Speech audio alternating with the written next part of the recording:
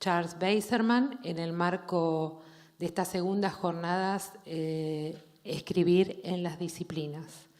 Estuvo hace unos años, también en ese momento estuvo Paula Carlino como invitada especial. Y bueno, ahora ante la nueva visita del profesor Bazerman a la Argentina, lo invitamos a hacer esta charla con nosotros.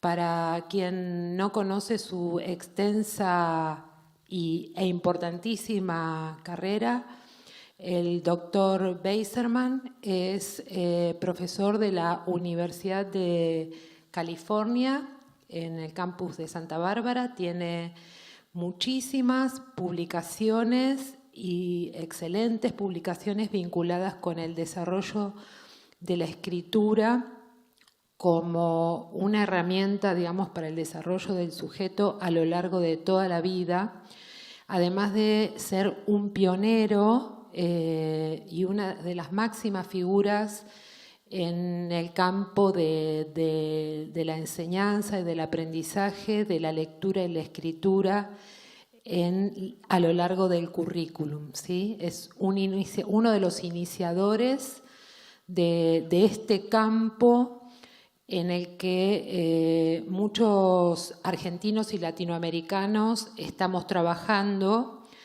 y con el propósito de contribuir a la democratización del conocimiento, del saber y de la inclusión de públicos cada vez mayores en la vida universitaria. Así que le agradecemos muchísimo al doctor Bazerman su cordialidad para aceptar nuestra invitación y bueno, los invitamos a disfrutar de su charla. Muchas gracias, Chuck.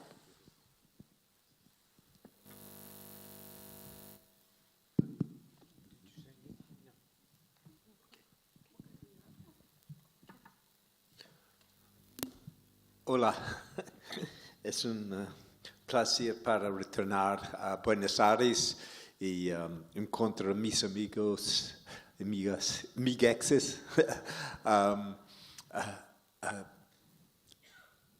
otra vez. Y,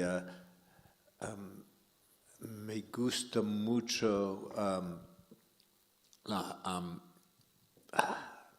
mi español falta. Lo compromiso y el compromiso y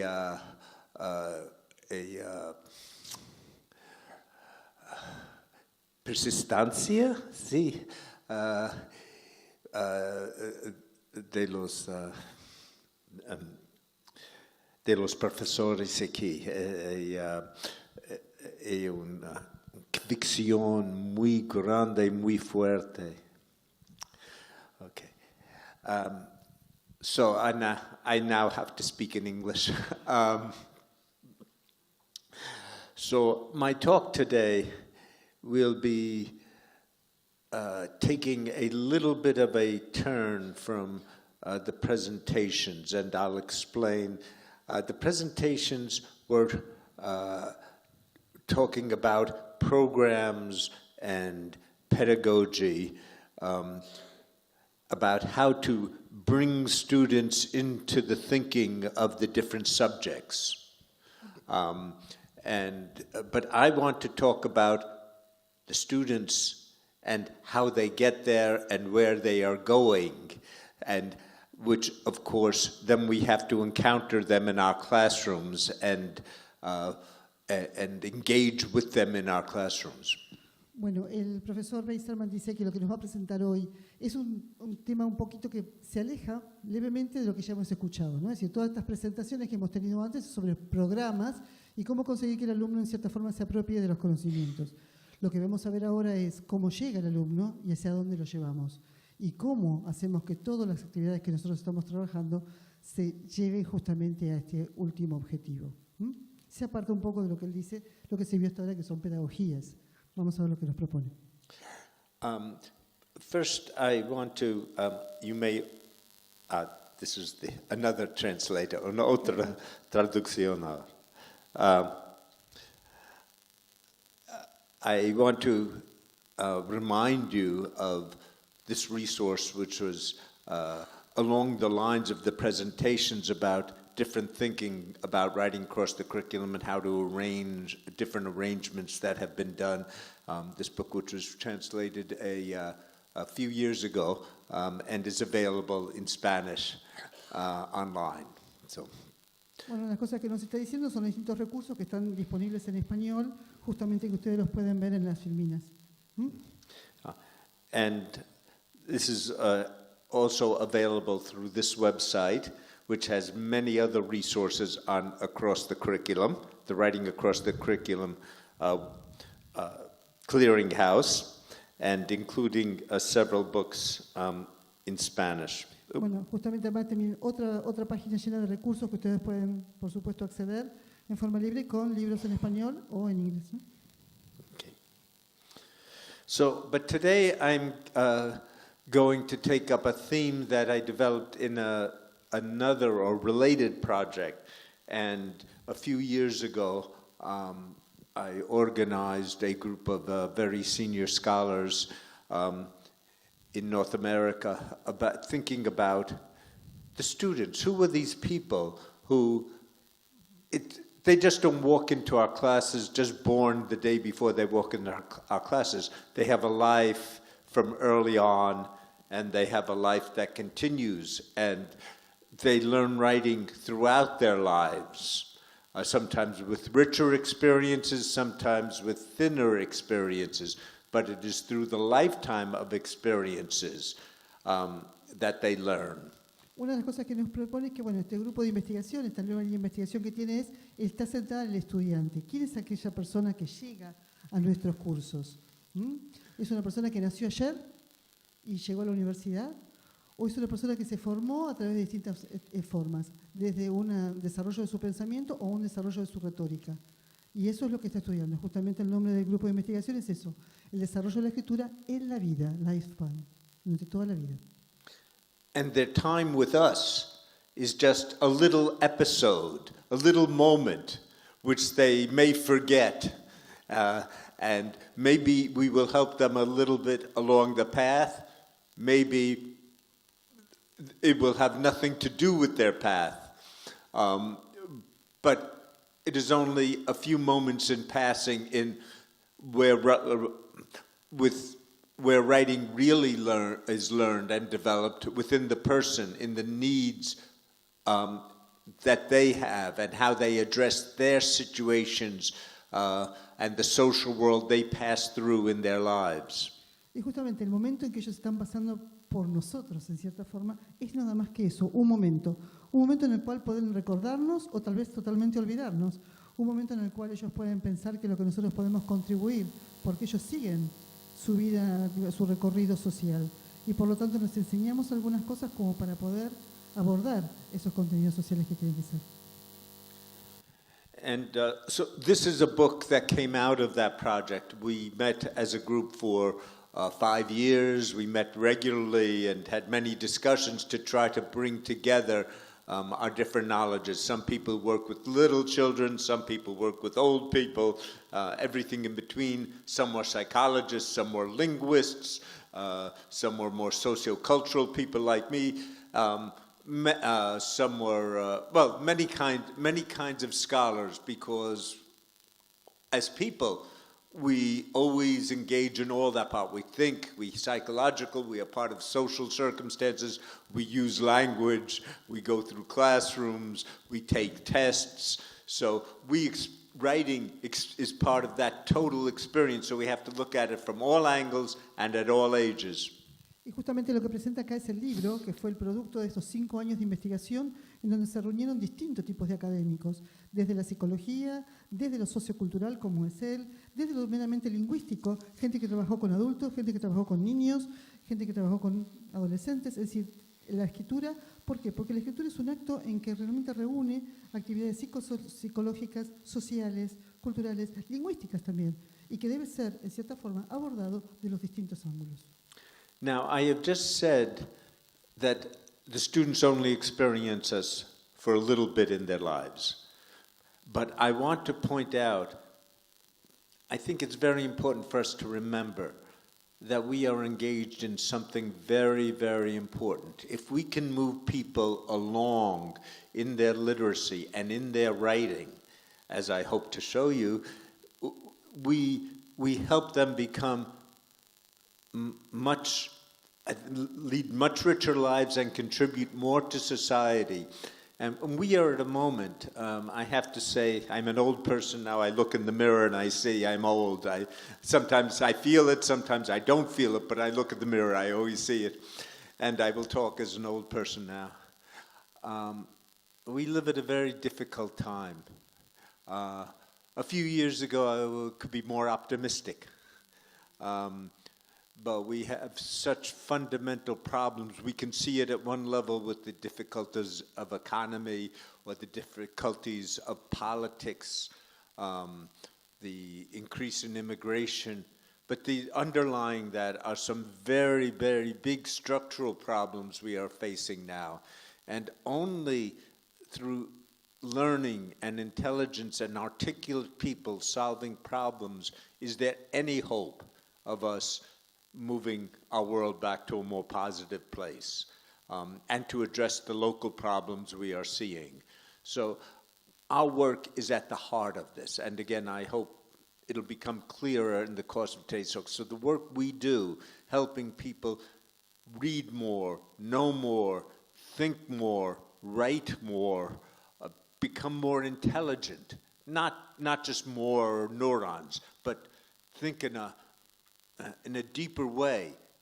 That is the work we are engaged in. So there's nothing more important than the work you are doing. Justamente lo que él quiere presentarnos ahora es esto, el porqué de esto. Entonces dice, bueno, las personas experimentamos en distintas formas de nuestra vida, pero nosotros tendríamos que llegar a tratar de comprometer a nuestros alumnos, a que se comprometan más en actividades de literacidad y escritura. ¿Por qué? Porque esto nos ayuda a ser más racionales y en cierta forma contribuir más a los problemas que tenemos hoy, porque él se ve como un hombre mayor, yo no voy a decir la palabra viejo, como dijo él, o anciano, como quiso decir él, pero sí voy a decir que es un hombre mayor y que habla como hombre mayor, mirando al mundo de esa vida, y que hace unos años atrás hubiera sido mucho más optimista. Hoy no, hoy ve que hay muchos problemas fundamentales, económicos, políticos, una inmigración creciente, hay problemas estructurales. Entonces, justamente enseñándole al otro a poder hablar mejor, a poder escribir mejor, a poder decir, en inglés se dice articularse justamente eso, ser una persona que puede escribir y explicar claramente cada uno de sus problemas, y eso también puede llegar a esta misma persona a participar mejor en su sociedad. Esto le haría una persona más inteligente, que no sería una persona que tendría mayor o menor cantidad de neuronas, no, nada que ver, sino que podría pensar mejor, escribir mejor, podría conocer más y podría ser, en este caso, mucho más inteligente y contribuir mejor a su sociedad. Y eso es lo que él quiere mostrar. Now, I'm sure you all have heard of Shakespeare's famous lines that life is a stage and we are just players. Now, there's a stage of life where we talk face to face. But in 5,000 years ago, we added another stage, another platform on which we started to communicate. And that platform, that stage, is where we have developed our intellectual world, our world of knowledge, the world of disciplines, the world of philosophy, the world of all our social organizations, everything that moves us beyond the face-to-face relations of just our little village. That is all played out on the stage of literacy. Justamente lo que dice que ustedes tal vez recuerden la frase de Shakespeare, donde hablaba que la vida es un escenario y nosotros no somos más que actores, alguien que está en ese escenario participando. ¿Qué pasa entonces si en esta conversación, en este escenario que él se plantea, hay una conversación cara a cara? Esta conversación cara a cara tuvo su origen 5.000 años atrás, donde las personas allí, como vemos en la antigüedad, se estuvieron plasmando y se generaron las estructuras organizacionales que tenemos hoy que llevan al desarrollo de la literacidad. ¿Y cómo se hizo? A través del desarrollo de la literacidad. Entonces, eso es lo que él quiere ver. Cómo ahora estos jugadores, estos actores, se mueven en los escenarios hoy. The reason or part of it becoming more than our face-to-face village interactions is that written language persists, and it travels over distances, and it travels over time, and it leads to mutual evaluations and corrections, and building a large culture of knowledge, of which universities are one of the prime centers and continuations of where knowledge collects and sciences develop, and we hope become wiser as a species.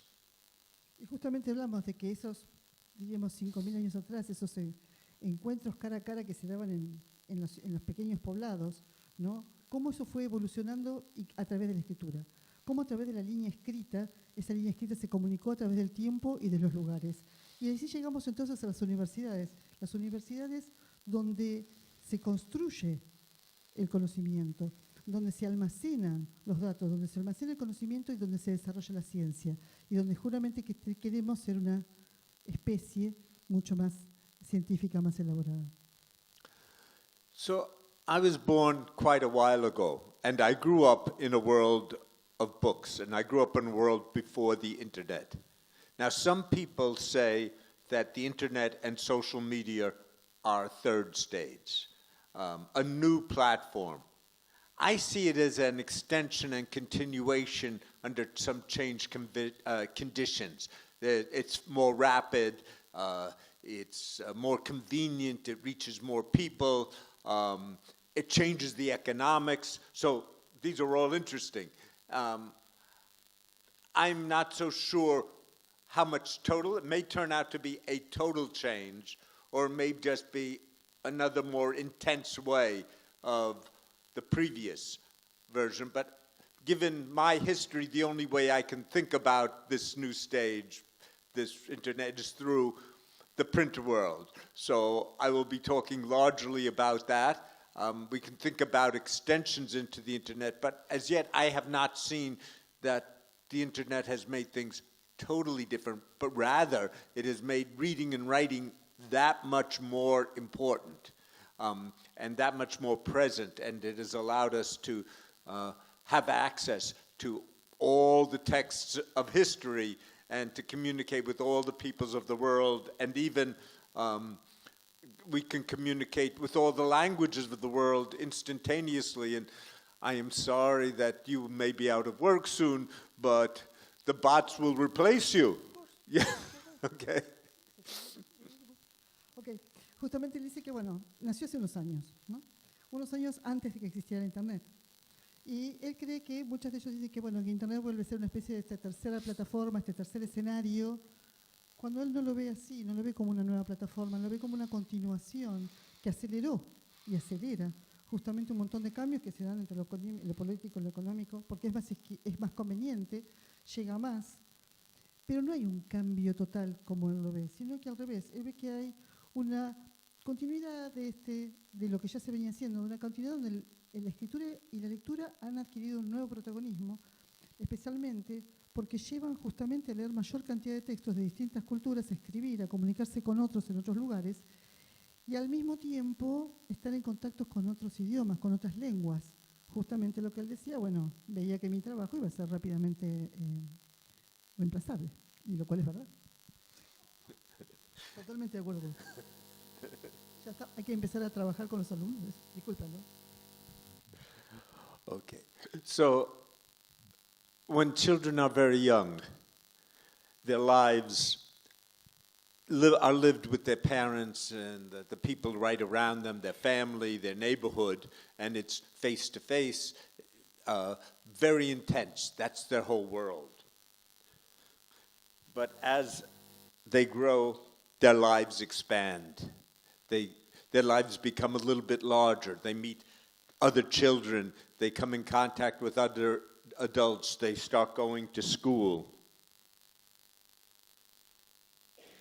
El chico, cuando es joven, ese es un niño, perdón, justamente lo que ve está en un ambiente literario de su familia, que hay gente que habla, hay una conversación cara a cara, pero también hay gente que escribe alrededor, que se mueve, pero su vida está muy centrada. A medida que crece, por supuesto, se expande ese escenario que él tiene con otros chicos donde comienzan a interactuar, especialmente al ingresar al colegio. And they start learning things from the other people. Their language expands as they have more contacts.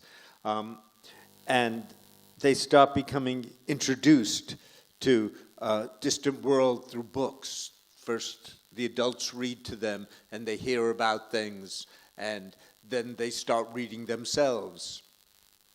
Y justamente la introducción al libro, ¿no? Es decir, cuando entra a la escuela, cuando ingresa a la escuela, hay una expansión de su lenguaje, se lo introduce al libro, él comienza a ser lector, porque si hasta ese momento el adulto le leía, ahora es él que lee el libro. Now, sometimes these are very imaginative worlds that only have a loose relationship to the reality, or at least the constraints of reality. It's built on reality because, you know, in the Harry Potter books, there's still children and there are schools. So it's a little bit like the world, but it's got fantastic elements. Or when you have stories about animals who speak, it becomes fantastic, but it is still representing the world in a way. Y justamente comienza entonces esta lectura de lo fantástico, que en cierta forma representa algo de su mundo, ¿no? Por ejemplo, el ejemplo de Harry Potter. Hay un chico que va a la escuela, pero que por supuesto está en contacto con elementos fantásticos, un animal que habla o que vuela, etc. Entonces es un mundo que se expande, elementos fantásticos que se basan sobre alguna descripción somera de la realidad. But sometimes the world they are being introduced to books are much more real and introduce them to real places in the world, such as books like this, which show all the sights of the world, and the child can imagine themselves going and visiting all these wonders. Y justamente muchas veces también se les presentan o se les ponen como ejemplos de lectura este tipo de libros donde, bueno, expande su mundo y en el caso de este caso visitan otros lugares, otras ciudades, otros hitos, otros monumentos que se encuentran en distintos lugares del mundo. And the children become excited to learn all these things, and if they start getting caught up in reading, some aren't, right? But the ones that do get hungry to learn about things in the world, and they say, what wonderful things are in this world. It must be a great place. They're full of enthusiasm for learning new things. Y justamente en contacto con estos libros hay muchos chicos que sí desarrollan un cierto entusiasmo, un sentido maravilloso de decir cuántas cosas hermosas hay en este mundo, cuántas cosas lindas para aprender. Por supuesto hay chicos que no, pero bueno, muchos de ellos sí lo hacen. School books also expand the world. Sometimes these are not so exciting to read, maybe because they are in school and they are too didactic, but still it expands the view, and schooling serves to grow the knowledge of the world and to grow the literacy to be able to experience at a distance all this knowledge of the world. And sometimes the distance isn't geographic, it's like looking at very small things like through your microscope, or to learn about abstractions like mathematics, but it's introducing more and more knowledge about what the world is like. Justamente hay otros libros que, bueno, son mucho más, digamos, escolares, no tan atractivos, pero por su condición didáctica, algunos amplían, por supuesto, el ambiente geográfico, otros no, simplemente al revés, focalizan, como puede ser el texto de biología con un microscopio o el conocimiento matemático. En cierta forma, introducen o le dan al niño, mayores cantidades de conocimiento.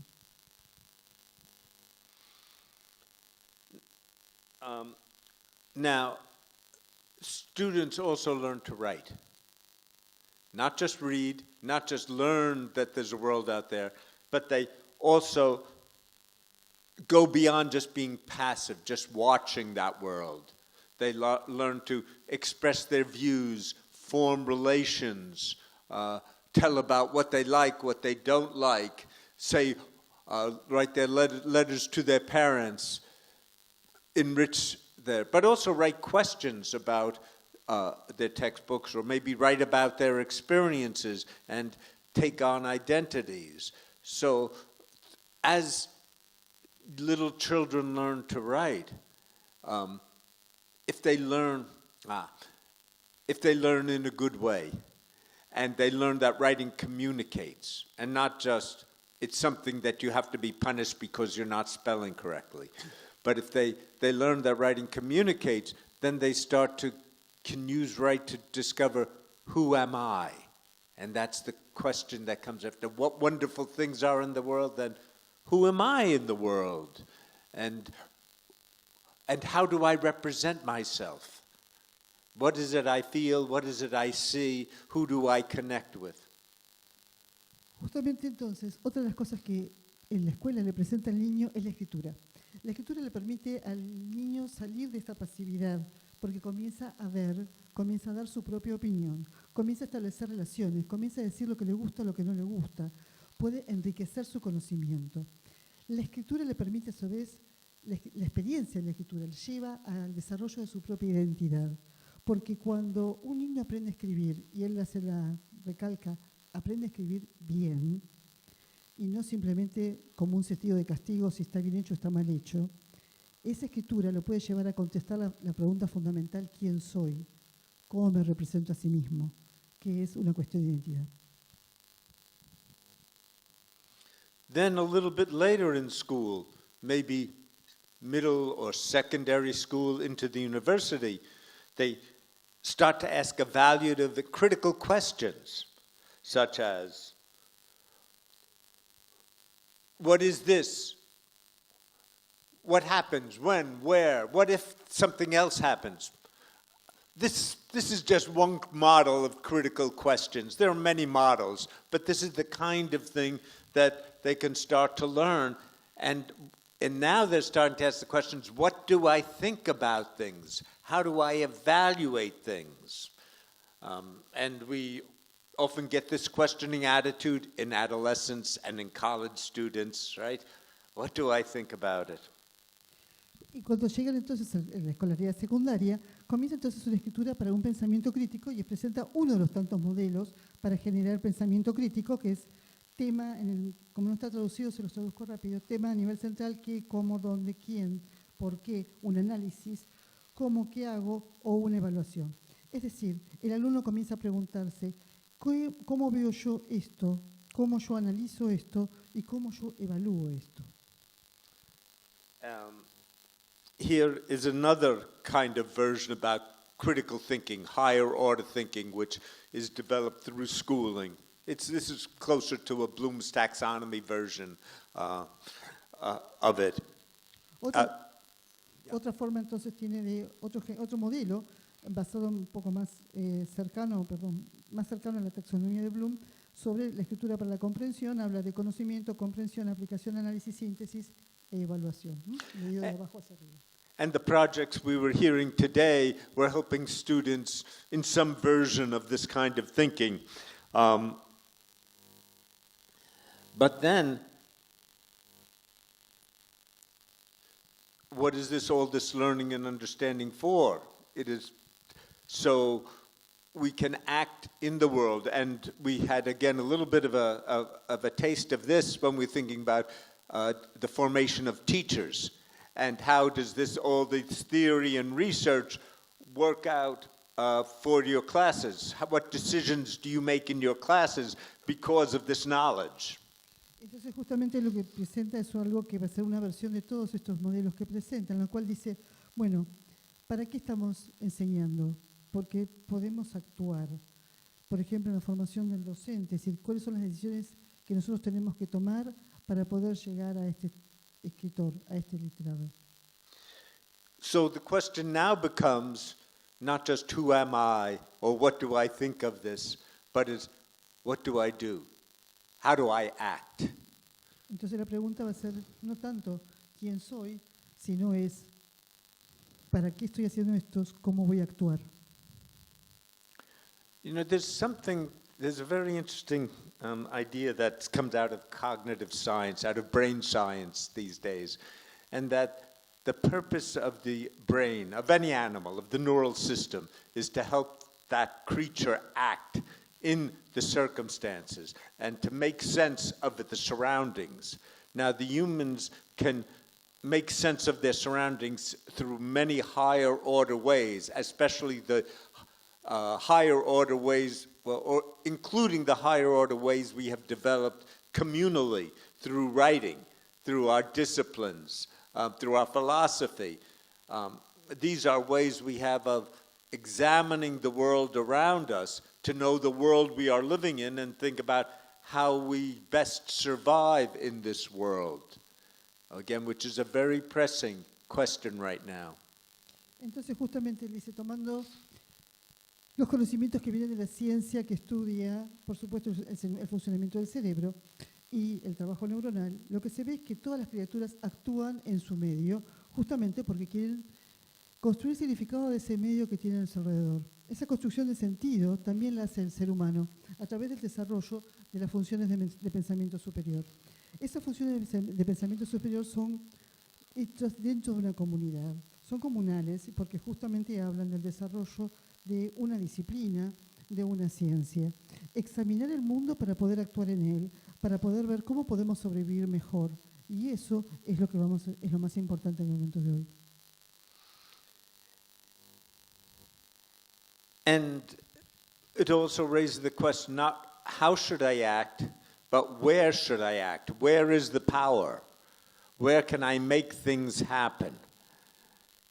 Right? And maybe here I should, in addition to the Rose House, I should have had the White House and the United Nations and those other places where power, and the large corporation buildings, right? Where does the power reside that can make changes, that can do the things we need to survive?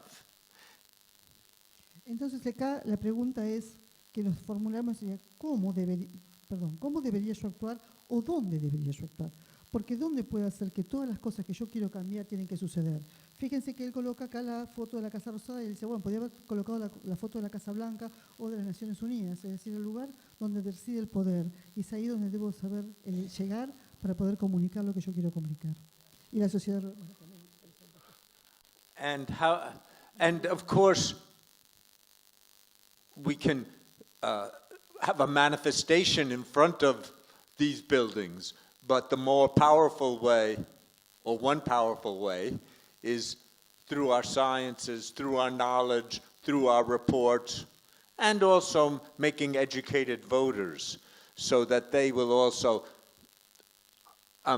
even marking on your ballot is a kind of writing and depends on the reading that you do, how informed you are, and you are recording your vote to have control of the power. So all these reading and writing are ways of entering into these systems which themselves are based on texts. There are government documents, there are laws, there are corporate documents, there are reports.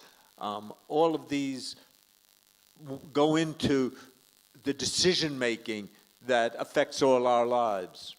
Justamente dice, bueno, tal vez podemos tener una manifestación, una marcha delante nuestro que, bueno, puede llegar a cambiar o torcer algo del poder, pero ¿cómo podemos realmente influir? Y bueno, a través de la escritura, dice, las manifestaciones que se dan a través de la ciencia, los informes, construir votantes educados, es decir, votantes informados, votantes que puedan, en cierta forma, hacer una contribución a través de las encuestas, que puedan penetrar en el sistema a través de la lectura de los documentos gubernamentales, los informes. Allí donde se hacen las decisiones es donde tiene que influir. So, there's something also that happens to students about the time of the university and happens in our lives. And that it's not just how should I act, where's the power, but also what do I become? In our modern world, in the world that we have developed, the professions, the sciences, the various careers people take are our best access to power. So when I was young, I would go on manifestations, and sometimes I still do. But really, the influence, how I can make the world better, has been through help people read and write better, because they will go out and they will affect the world around them. So it is through our professions. So this is the example of just one profession, one area, journalism, and all these different jobs in journalism. All of them, and they all involve writing. They spend their day writing. So there's so many different careers, so many different ways of acting in the world. And what is true of journalism is true of every other profession. So again, this is the specialization that you start looking at in your writing in the disciplines courses are the entry point into these new ways of being. Entonces él dice, bueno, justamente cuando el estudiante llega a la universidad, más que preguntarse quién es o cómo va a actuar en la sociedad, dice, ¿en qué me voy a convertir? Entonces, justamente, una nueva profesión en la ciencia, en su carrera, va a tener un acceso distinto al poder desde su lugar. Él dice, yo, por ejemplo, bueno, podía acceder al poder visitando distintas cosas, presentándose en distintos lugares, pero él se dio cuenta que enseñando a la gente a leer y escribir en su carrera, bueno, eso era una forma de poder influenciar en el mundo. Y a su vez dice, por ejemplo, bueno, vean esta filmina, ¿no? Donde están todas las carreras que se relacionan con periodismo. ¿Cuántas hay? Todas basadas en la escritura. Y justamente esta escritura disciplinar, ¿no? Esta especialización terrible de la disciplina, ¿no? Lleva a que hasta la ciencia y demás están en cierta forma involucradas en esta escritura disciplinar que puede ser el periodismo. Now, so there are so many different kinds of writing and so many different roles. But if you just look at somebody writing, it all looks the same. How do you know what they are writing? Right? And so some people make mistake and say, oh, writing is just writing and you learn how to write, you can do any of those things. But that's not so. They are all different. So how do you know? This lecture hall here, right now we're having a discussion about literacy. Maybe yesterday there was a talk about physics, and the day before talk about medicine. The difference was in the text they read and the lectures they write. It wasn't in the room. You couldn't see from the room. Maybe the only place you might see a difference is what's projected up here. Justamente dice, bueno, que justamente en la lectura lo que se ve es eso, ¿no? Como hay distintas lecturas y distintas cantidades de roles que se dan en la lectura. Entonces, ¿cómo sabemos lo que una persona está escribiendo o por qué está escribiendo? ¿Qué significa que voy a ponerme a escribir? Muchos dicen, bueno, te pones a escribir y escribís y listo. No, hay distintas formas de escrituras. Justamente hace una comparación con lo que es este lugar de conferencias, este multiespacio.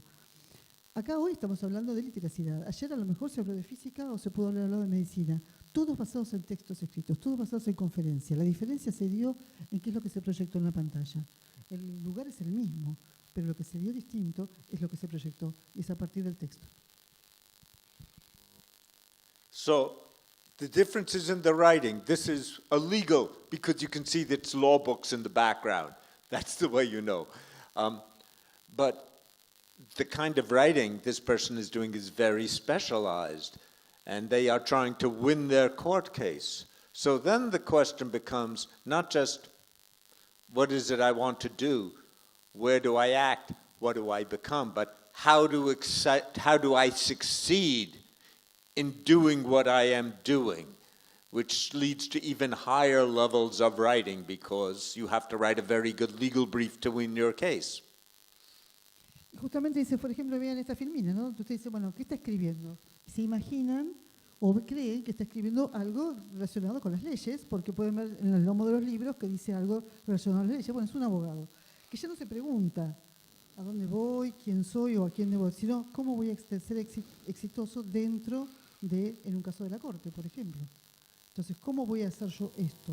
¿Cómo, en esto que estoy haciendo, cómo me especializo? Es un alto grado de especialización que adquiere la escritura y que tiene que saber hacerlo. So, this is for the this is to sum up the first part of my talk. I don't know about the timing here because I don't have a clock. Está bien, it's okay. I have plenty more. I have too much more. That's all right. Don't worry about it. So the point of this first part is that life is a journey. And through that journey, we form relationships we have experiences, we gain knowledge, we get meaning to our lives, we have goals, and we realize actions. Y justamente, él dice que para cerrar esta primera parte de su conferencia, él diría que la vida, en cierta forma, es una travesía en donde a medida que uno va creciendo, empezamos a formular nuestras primeras hipótesis, le empezamos a encontrar un significado en nuestra propia vida, teorizamos sobre esta, y eso es lo que él nos quiere presentar. Now, reading makes us aware of much wider worlds, makes us aware of everything around us. We actually live in architects talk about a built landscape. There's the natural landscape, then there's a built landscape. But I also like to think that we have a built symbolic landscape. We don't move just in the chairs, and I've been out of the room. We're actually moving around symbols here and concepts. That's what we're really traveling in this room. So this built symbolic landscape, which we learn through reading, but writing helps us connect us with it, right? And helps us enter into that conversation of helping share, building that symbolic environment that others will also enter into. Justamente lo que habla es que a través de la lectura nosotros adquirimos cierto reconocimiento de lo que es el mundo alrededor nuestro, percibimos el mundo alrededor nuestro.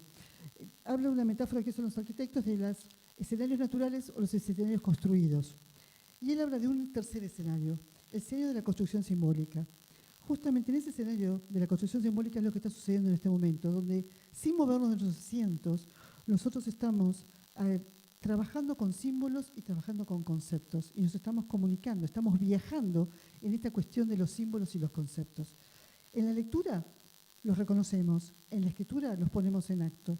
Al ponerlos en acto conversamos con el otro, aquellos que también ingresan en esta conversación, se comprometen en esta conversación en los mismos símbolos y conceptos.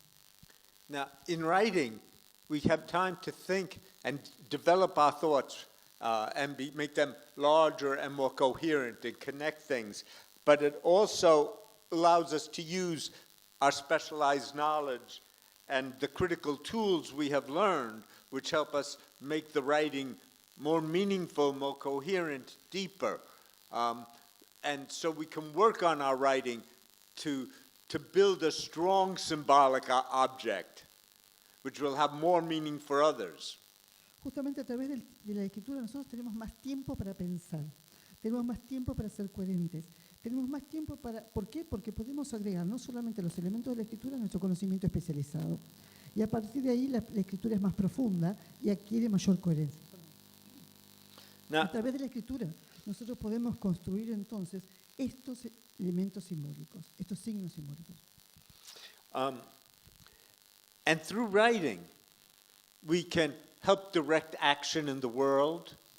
We can help people. I mean, you write a manual, you can help people fix something, right? But also you can organize events, organize large groups of people to do things, but you also can affect their minds through writing. So you change things, you can take action through writing, and the writing can be in specialized areas. Again, if you write in medicine, you write in law, you write in literacy and education, all these things have the potential of changing the world. Justamente cuando nosotros, a través de la escritura, nosotros podemos hacer que las personas fijen los contenidos. Por ejemplo, cuando escriben un manual. A su vez, a través de la escritura podemos, en cierta forma, tener un efecto sobre la mente de las personas. Podemos, le habla de afectar a la persona, justamente es eso, tener un efecto sobre ella. Porque a través de la escritura, nosotros y la escritura especialmente especializada, hacemos un cambio del mundo. Por ejemplo, escritura en educación, en leyes, en política, etc. So, the writing that's done in school is not just a school exercise, but it can be part of advancing knowledge, developing the critical thought, the perspectives, the connections and actions that will allow people to have power in the world. And again, this is something which the projects we heard today were talking about, how you make strong people to go out and influence the world. Y justamente la escritura que comienza en la escuela, tal vez no sea esa escritura que vemos hacia el final del proceso, ¿no? Como decían en los programas que se presentaron hoy, pero que sí va a ir avanzando en la construcción de esos objetos, porque justamente va a trabajar sobre objetos culturales, va a trabajar a conectar esas actividades que ellos ya han vivido, porque va a tratar de desarrollar personas que puedan influenciar a los lugares de poder, como vio en los programas y los planes que presentaron hoy. Okay, so now the next part. Where did writing come from? Writing came, this is a story I tell many times. This is from the Nishmat Besarat, but it's a fascinating story. But the first writing started with counting stones. Little, one stone might mean a goat. Another is a cow. Another is wheat, a bushel of wheat. And this way, people would keep track of their what they grew and what they could trade, what they could make contracts for, what they could pass on in wills. So it was just a way of counting goods. There's a long story that follows this. They started to put these little stones into clay envelopes, and then they said, well, what's in this envelope? And so then before the clay hardens, before they close it up in the clay, they press it on there, and then they flatten it out. You don't need the envelope, you just need the sign, and then you have a stick to make the sign, and very soon you're cuneiform writing. Justamente dice, entonces para empezar sobre la escritura, empecemos a ver esto, ¿no? Él dice que es un ejemplo que es muy común, que siempre suele dar, justamente ver estos objetos. Tal vez uno de estos objetos implica que es una cabra, que es una vaca, que es simplemente es algo una especie de alga, que algo que encontró. Es decir, estos son objetos que los humanos usaron para hacer comercio, para pasarse unos a otros, para contabilizar distintos bienes. Entonces esto dio origen, por supuesto, luego a la escritura cuneiforme. But the reason I am showing it here is because sometimes people think, oh, writing starts out intellectual, it's from the gods, it's philosophic, it's way up in the sky. Y lo traigo para acá, por eso muchas veces la gente dice que la escritura es una cuestión intelectual, algo de los dioses, algo que está allá arriba es algo muy elevado, que pero no. It starts out by pointing at objects, cow, sheep, goat. Y justamente eran objetos, justamente esto estaba para contar objetos, ¿eh? Había que contar las vacas, había que contar las cabras, había que contar las ovejas. Eso fue también la escritura. A step forward from this is when you had the king's views of what is right, what is wrong, has been written down in a code.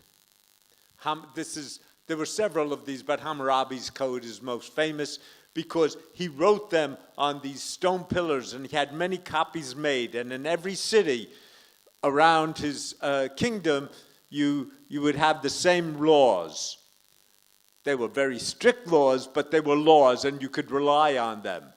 And so justice, you could rely on the justice because it was written down everywhere. And even if you couldn't read, there would be somebody in the village who would read, whose job, the lawyer, whose job was to read and make sense of these laws and would help you get your justice.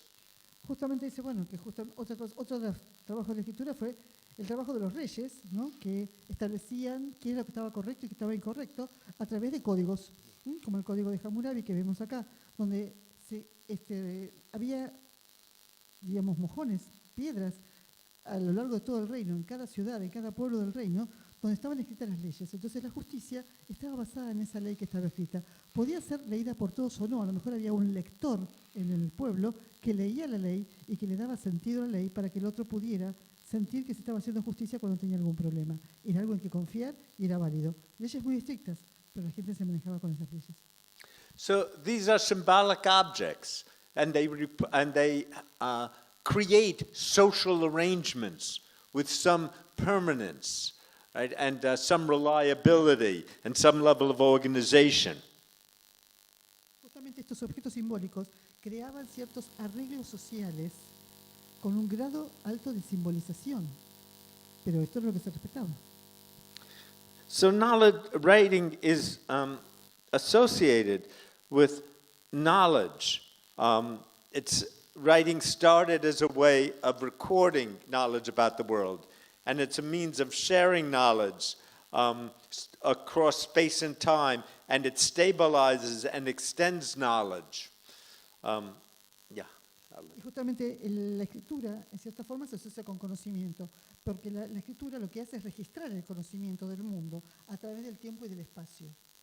But it also allows criticism, because then you could look on Hammurabi's code and say, oh, this is a terrible law, we should change this, right? It allows comparison. Oh, this other country has these other laws, maybe I like them better. It also, knowledge changes as it becomes written. We could look at the old laws. We could look at our older sciences, and we can see how things have changed, and we've improved, we hope, what they know. We can certainly change them. Sometimes it's better. And ultimately, we can share these in schooling. We train people. We train people to not just read and write, but have these specialized knowledge. Again, there were the specialists in reading the legal code and in making arguments about the legal code. We have people who are specialists in studying medicine, in studying politics, right? And all the faculties of the university have been enabled, or they're built on the literatures of their field, and we train people to continue those professions. Justamente lo que dice que una vez que esta escritura también, además de registrar el conocimiento, también ejerció la crítica. Justamente la gente decía, oh, mira, el código de Hammurabi, qué leyes tan terribles. Otros países tienen leyes mejores. Fíjese, entonces se pareció la comparación, y a mí me gusta más la del otro país. Tal vez podemos decir eso. O podemos llegar a pensar también, leer la lectura a través del tiempo, cómo nosotros hemos mejorado, creer que ojalá hayamos hecho eso, las leyes. Y justamente podemos enseñar a nuestros alumnos a ver cómo eso fue una mejora. Porque justamente cuál es el trabajo que se hace en los lugares académicos. Justamente especializar la lectura. Así que hay grupos que van a leer leyes y van a poder debatir sobre eso, o medicina, o política, o cada una de las facultades, cada uno de los profesores, lo que va a hacer justamente es eso, va a poder ingresar a un mundo literado propio, ese mundo donde él sabe manejarse para poder seguir construyendo la disciplina. So here's just an example of a child being introduced to some worlds of knowledge through school writing, school activities. And here just more examples of the many kind of knowledge texts in many cultures. Y justamente lo que muestra es eso, los distintos ejemplos, como un niño, por ejemplo, se le introduce en distintos tipos de conocimiento o distintas formas de conocimiento de información que circulan en los ambientes escolares. So now here is the big issue for development. Sometimes people think that, oh, well, you can teach writing maybe 1 year, 2 years. Maybe you learn a little bit when you're very young and a little bit older, but it's very quick. But everything that's difficult takes many, many years of practice, and you keep getting more and more detailed, more and more complex as you go along. So here are young children learning the violin. Are they ready to go on the stage at the Teatro Colón yet? Justamente lo que dice es, bueno, entonces acá está el tema, ¿no? Mucha gente cree que la enseñanza de escritura que puede ser 1 año, 2 años, ya está, se enseña a escribir. No. Justamente acá, ¿cuánto tiempo tarda una persona en desarrollar una actividad tan compleja? La foto acá de los niños, justamente, ¿no? Aprendiendo a tocar el violín. ¿Estos chicos van a ir al Colón ya hoy? ¿Cuántos años van a seguir estudiando y complejizando su actividad? They have to not just learn how to make beautiful notes, sounds, but they have to learn the music, they have to learn the harmonies, they have to learn to make sense of the music, to reach the audiences and get a maturity of understanding. They have to get in their fingers and in their arms and their hands. There's so much thing, just each thing requires endless practice and to get very good at it, and then to have your cognitive skills or your neurological training to be able to do it automatically and to do more and more complex things with it. Justamente él dice, fíjense que no es simplemente acá saber las notas y tocarlas, tendrán que aprender de armonía, tendrán que aprender de música, tendrán que aprender un montón, tendrán que saber hasta cómo llegar al auditorio para que vibre con ellos en la música. Esto no es simplemente un trabajo cognitivo, hay un trabajo neuronal, hay un trabajo de cómo poner los dedos, cómo mejorar esa posición, su hombro, etc. Hay una cosa extremadamente compleja que no se adquiere en poco tiempo. Now, musicians have to study their whole lives to become very, very good, and they keep getting better until they no longer can do it so well. But that's physical. But also, how much now I'm going to say something controversial, I think. If everything else has been controversial, this may be even more. I think writing is the most difficult thing humans do, or one of the most difficult things. And it's not just because there's so many parts of it to learn, but there's so many kinds of things you can learn and so many different kinds of writing to address. And as you go through the experiences of life, you get presented with new kinds of problems. So there are certain kinds of writing that you never address until you become a manager, and until you get or a certain level in government or a certain level at the university. You just don't even have to begin to address certain questions and problems. You have to learn all kinds of new things. And, they have done cognitive studies of, if you're doing something and you see a light, you have to press a bell, right? Well, if you are concentrating very hard on what you're doing, you say, you don't even notice the light, right? You say, oh, was there a light? Okay. Whereas if it's very boring what you're doing, oh, it's right away. Well, they have found writers, when they are writing, when they're concentrating on the writing, they are the slowest at pressing the button, as slow as chess grandmasters, because they are so focused, working so hard, that they don't have any brain left to notice the light. Entonces dice que justamente va a tomar un tema en cierta forma que puede ser controvertido y que tal vez cree que todo lo que está diciendo es controvertido, pero esto un poco más, ¿no? Porque para él la escritura es la actividad más compleja, más difícil, porque hay tantas partes que tiene la escritura para poder enseñarse, distintos tipos de escrituras, distintas formas que tiene la escritura. Por ejemplo, una persona tenía una forma de escribir, pero en cierta forma es un gerente ahora y tiene otras complejidades, otros problemas que resolver. O está en el gobierno, o está en un puesto de gobierno de una universidad y tiene nuevas preguntas de cómo escribir dentro de ese lugar. Hay nuevas formas. Por ejemplo, habla sobre estudios cognitivos de presionar una luz en determinados momentos, presionar un botón. Y él ve que, por ejemplo, cuando un escritor está muy, muy concentrado en su actividad de escritura, no puede presionar, va a tardar mucho más tiempo en presionar la luz, porque todo su cerebro está trabajando concentrada muy concienzudamente en el trabajo de escritura. Entonces no tiene espacio para ver la luz, que a lo mejor en otro tipo de actividad sí la tendría y podría presionar de forma más rápida. You yourself know when you are working very hard on your writing, you're concentrating on something, and somebody comes to your room and starts talking, you say, "Are you talking to me? Go away, go away, go away." Right? You become very aggravated because you're ruining my thought.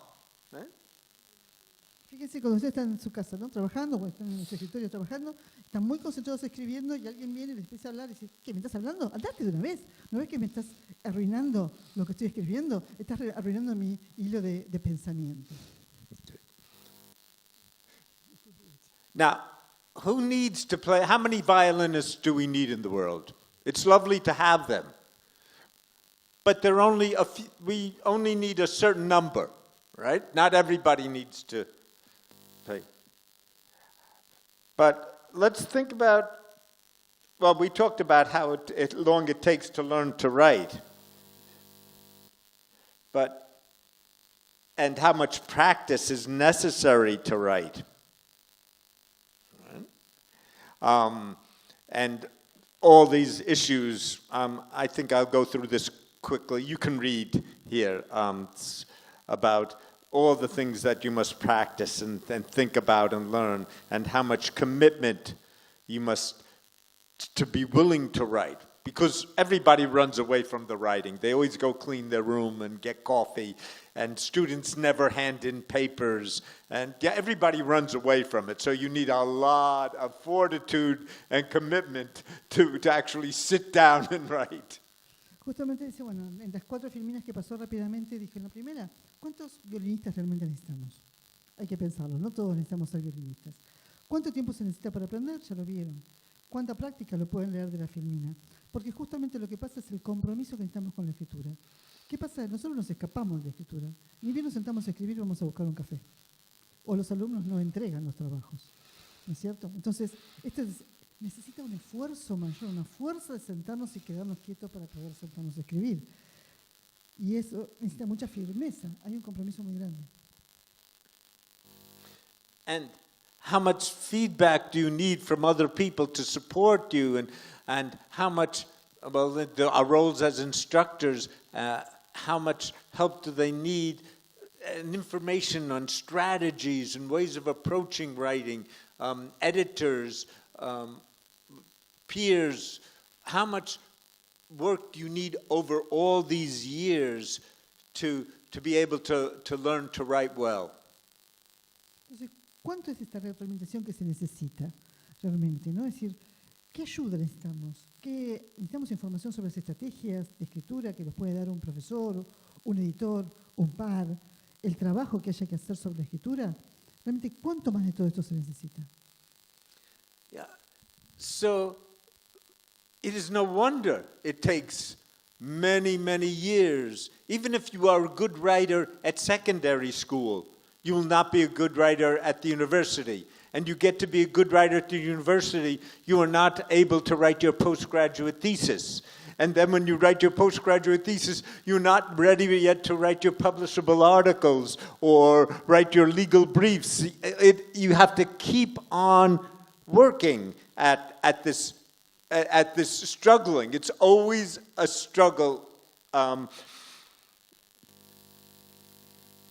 Una de las cosas que dice es, porque bueno, uno puede ser un buen escritor en la escuela, por ejemplo, pero luego llega a la universidad y no es un buen escritor en la universidad, y tiene que aprender a ser un buen escritor en la universidad. Y después va a tener que aprender a ser un muy buen escritor de su tesis de doctorado, por ejemplo. Y terminó y se recibió, y bueno, y ahora tiene que ser un buen escritor para que le puedan publicar su artículo en un journal.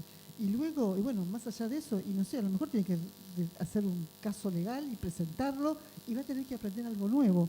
Es decir, uno siempre está aprendiendo, está debatiéndose con estas actividades de lectura. Por no decir peleándose, que era para el struggle. Now, maybe 100 years ago or 200 years ago, most people did not have to go through this struggle because you could become a good farmer or even a business person without having to write very much, with just counting a few sheep or counting a few goods. And many people led very successful and happy lives without much reading and writing. But now, if you cannot read or write, you are at the margins of society. You do not even know how to file papers to get your government to deal with the government. You don't know. You can be taken advantage of, right? So unless you know how to read or write, you have very little power and very little ability to act. Justamente dice, por ejemplo, ¿no? Que hace unos 100 o 200 años atrás, las personas podían ser exitosas sin demasiada lectura y escritura. Podías ser un buen granjero, podías ser un buen hombre de negocios, contar que supieras contar un poco lo que tenías y nada más. No era necesaria tanta la lectura y la escritura. Se podía llevar una vida muy feliz así. En cambio, hoy no. Sin lectura y escritura estás al margen de la sociedad. Ni siquiera podés hacer uso, por ejemplo, de ciertas ventajas que te puede dar el gobierno, porque tenés que saber leer los documentos para poder aplicar esas ventajas, por ejemplo. So everybody needs to write these days. everybody. And not just right, you also need the kinds of intelligence to make decisions about this very complicated world we live in. And again, even just to write your vote on the paper, on the ballot, to make a vote, you need to read and think a lot. Otherwise, people make decisions and can be manipulated, as we all know. And we have to be able to make decisions to bring forward the kinds of solutions we need. So, Todos necesitamos aprender a escribir. Todos necesitamos desarrollar la inteligencia. Porque no es simplemente, en el caso de ellos, que escriben un nombre en un voto para poder ir a hacer la votación. Tenemos que aprender a pensar más. ¿Para qué? Para que nuestras decisiones no sean manipuladas, como dice él, que ha pasado y todo el mundo sabe por qué. Porque nosotros tenemos que justamente tener el poder de decisión para que eso no suceda. Y que puedan solucionarse los problemas que todos tenemos. so this is the second part. Do we have time for the third part of the talk? I can wrap it up here, or I can go. 10 minutes.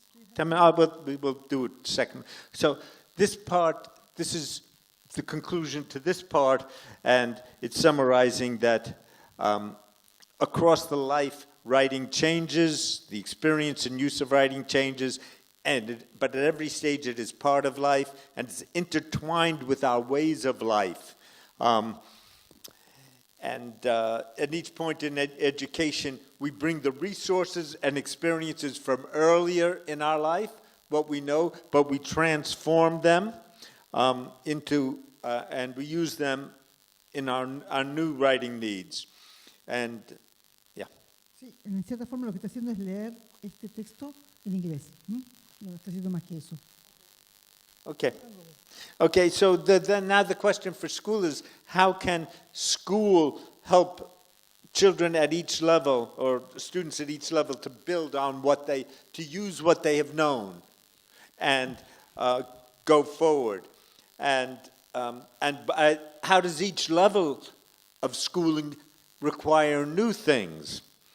And especially if we don't have students who don't come through our traditional ideal of schooling, but they're non-traditional, how do we help them use the experiences they've had to help them succeed at their new level?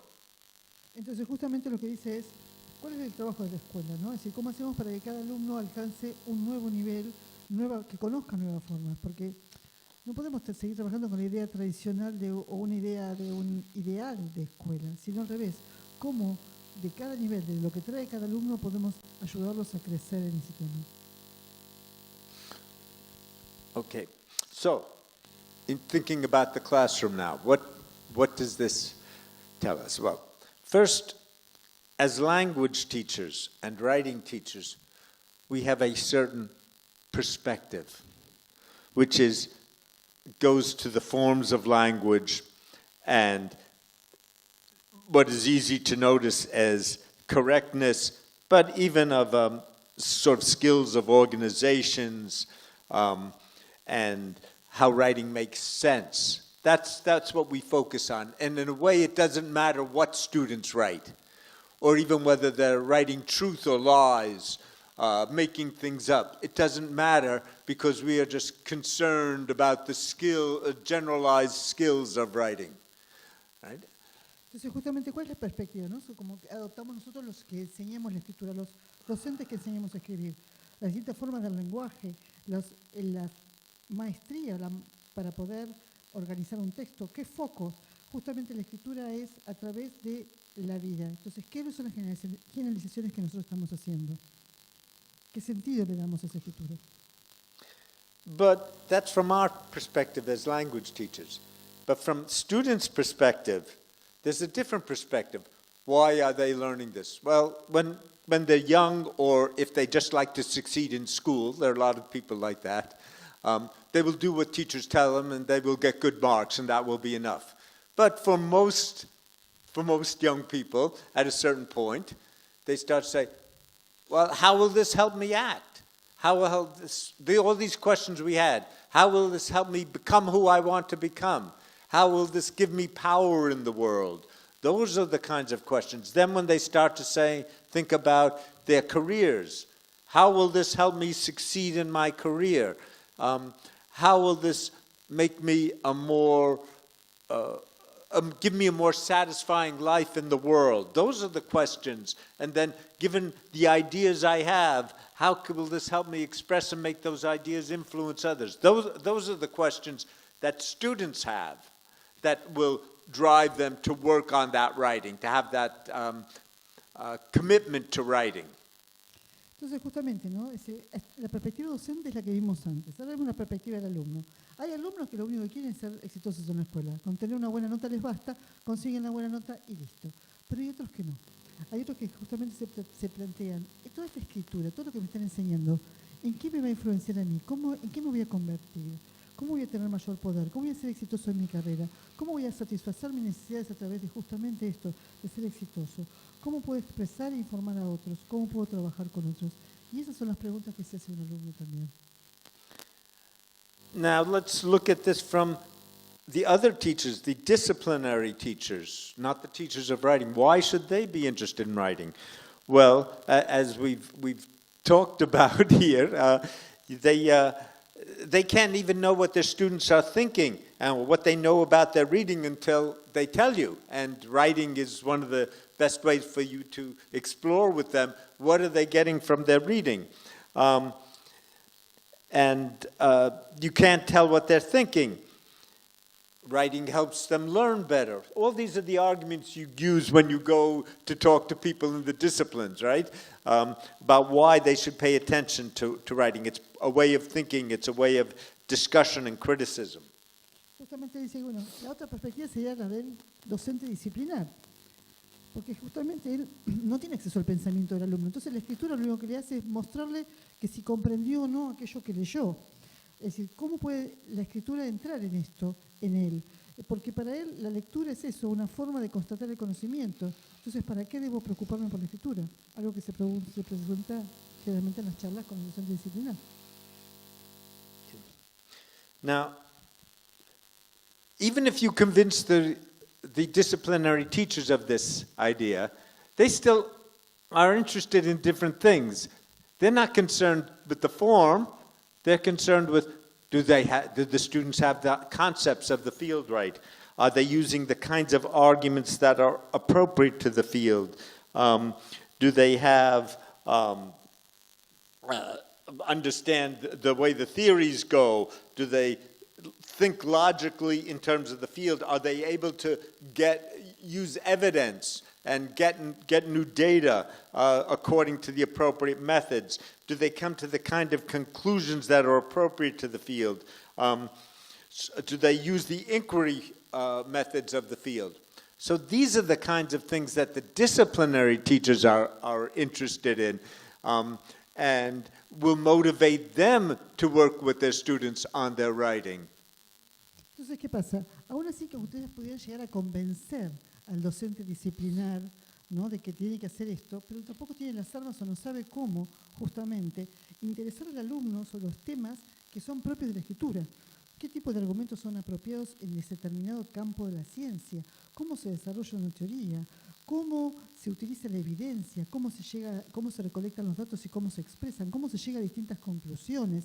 Es decir, toda esa metodología, ¿cuáles son las preguntas de investigación justamente que tiene, la metodología de investigación que tiene ese campo? Bueno, eso lo haría un instructor de la asignatura. Okay.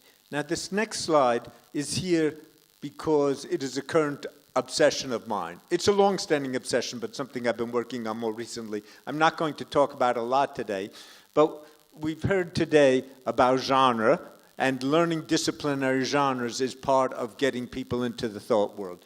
We've also had a little bit about intertextuality, about how you represent your reading, and learning the literatures of the field. So those are two things that are very important for the disciplines. But I think there's a third thing, which is evidence, and which is sometimes the evidence is already in other books, but ultimately it is going out and collecting new data using methods of the field. So I think this is a third element, and it varies from discipline to discipline, and I think it's something we should start paying attention to more. So I have a couple of small studies, maybe you've heard one or two papers about it, but and I'm going to be talking in Cordoba about this.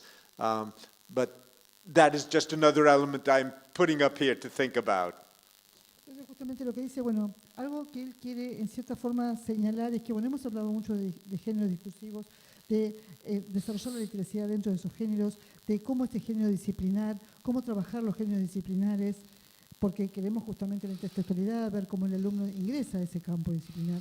Pero bueno, él quiere ahora llevar el tema hacia la evidencia, cómo ser los métodos para recoger los nuevos datos en el campo, cómo este tercer elemento, él está empezando a trabajar sobre esto, dice que hay 2 o 3 artículos que están escritos, que él lo va a presentar esto en Córdoba, pero bueno, en cierta forma quiere ver este nuevo interés que tiene sobre este desarrollo de la evidencia, que esto lo ven acá en esta filmina. Maybe I should say one more thing, that evidence, disciplines and field literatures are just people making language with each other. How does the world get in? Like, how does the cows get in there? It is through the methods by which the world is inscribed. It is like, I read a cognitive scientist recently who was talking about our eyes, our fingers. They are like portholes, windows from our internal neural systems out to the world, and that gets information in.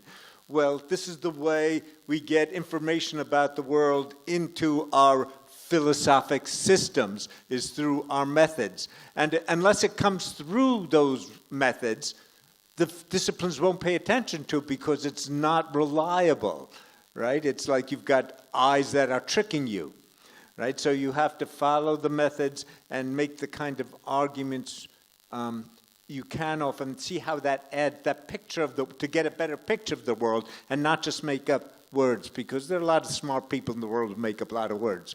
But which words are closer to the world and help us live better in the world, paying attention to the world, right? And that's where evidence methodology comes in. And that's one of the, let's say, the reasons that scholarship, or in the last several centuries, keeps improving, is because they're finding more ways of getting more kinds of evidence.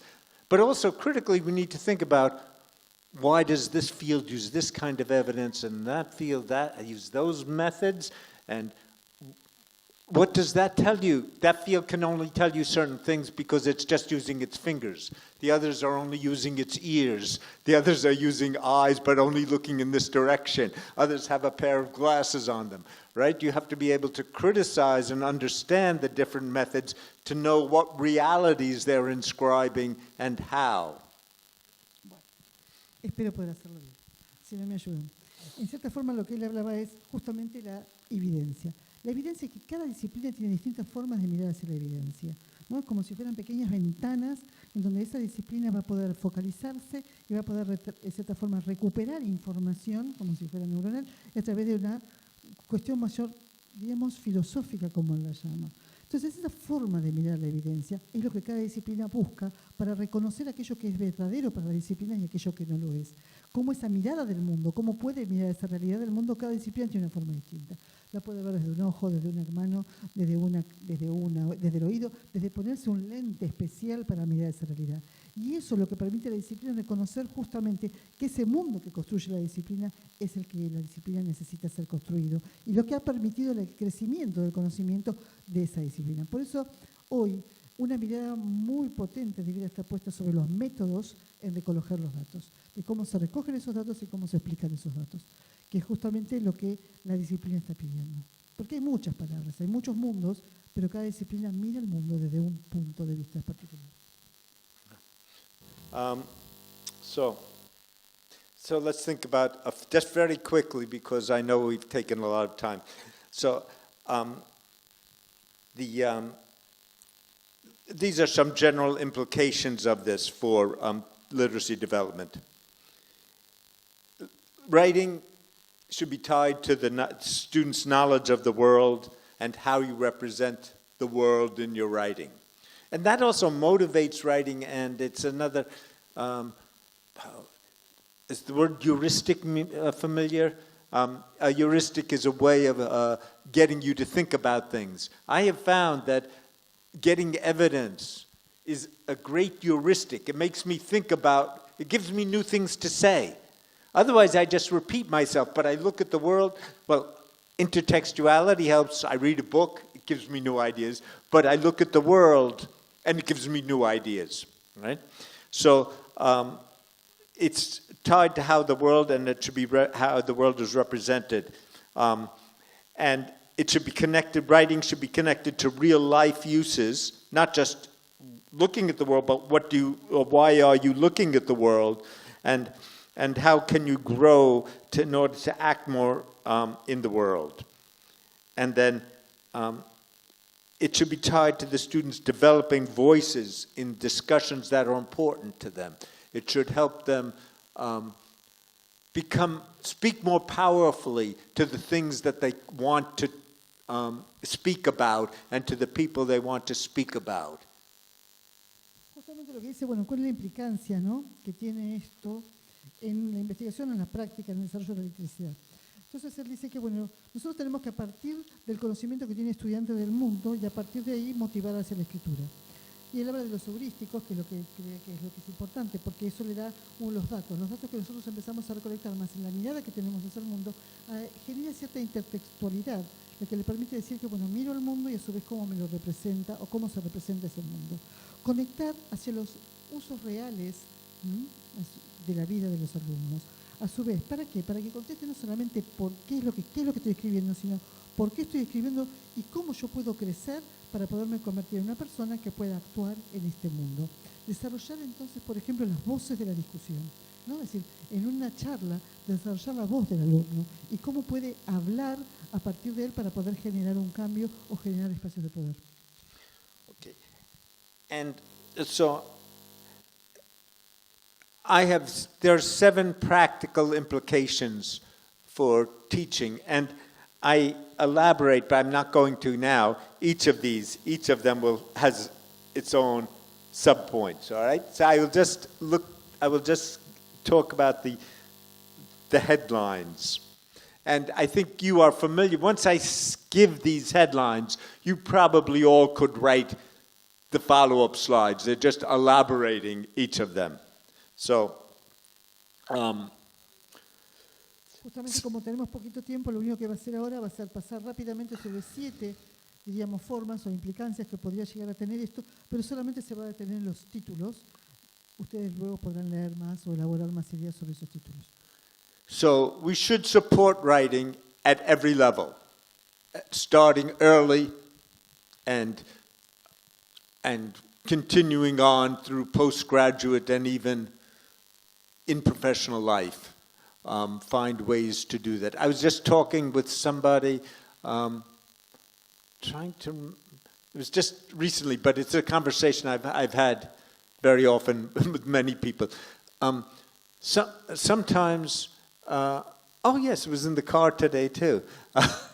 You'll remember that sometimes people don't support writing until postgraduate because that's what the first time they noticed, the students can't write the thesis. We've never asked them to write before, and then they have to go on the stage of Teatro Colón. You know, it's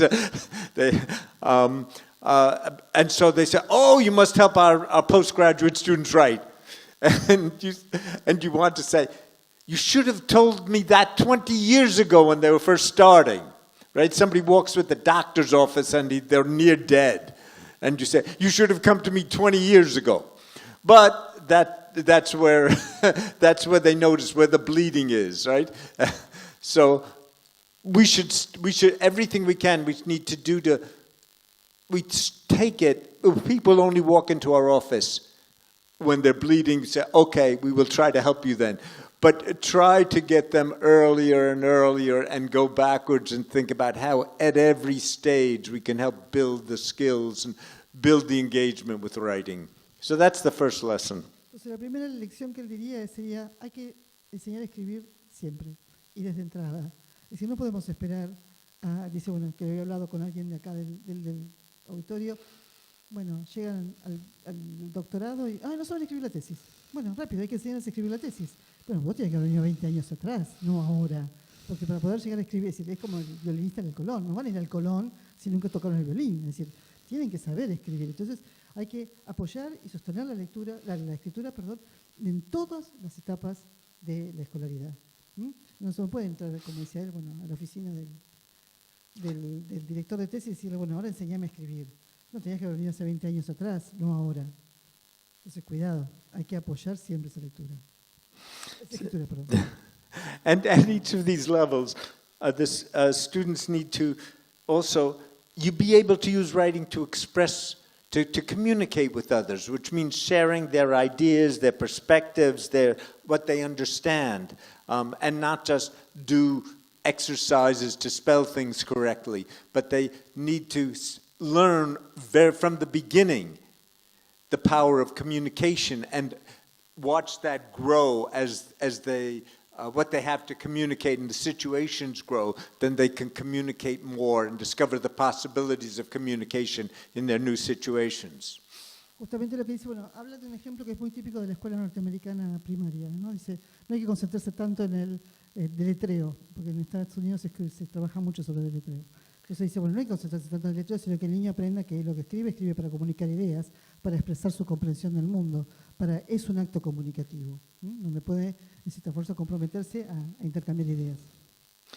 And so writing also needs to be not just what they're thinking, but connecting with knowledge and with the world and with their thinking in their subject areas. Again, from little kids who might be writing about the fish that they're fascinated with or dinosaurs, all the way through the people writing research papers, right? It's the connection with what they're seeing in the world, what's important to them, including their imaginative worlds. That's highly motivating, and often imaginative worlds are speaking, their imaginations come from within them. So it's things they are seeing in another way. So that also must connect and be communicated.